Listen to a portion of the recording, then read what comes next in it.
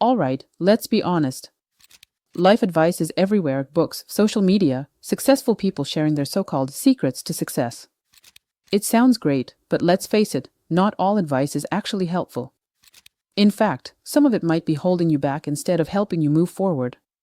Take the classic phrase, follow your passion, and you'll never work a day in your life. It sounds inspiring, but the reality, even something you love can feel like work sometimes.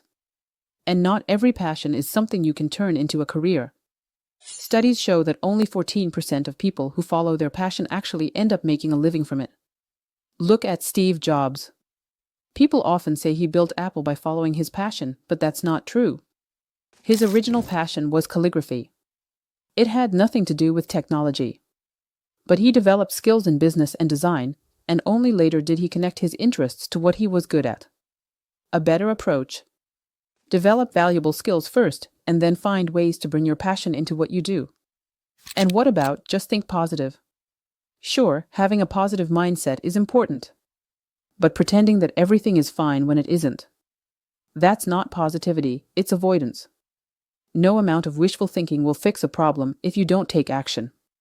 Here's a real-world example. When psychologist Gabrielle Eddingen studied people who focused only on positive thinking, she found that they were less likely to achieve their goals because they didn't prepare for obstacles. What works instead? Realistic optimism. Yes, believe things can improve, but also make a plan.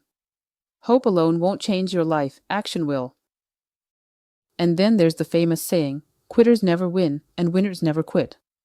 That's simply not true. In fact, some of the most successful people have quit at the right time and switched to something better.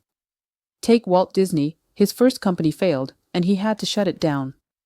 If he had forced himself to keep going with something that wasn't working, we wouldn't have Disney today.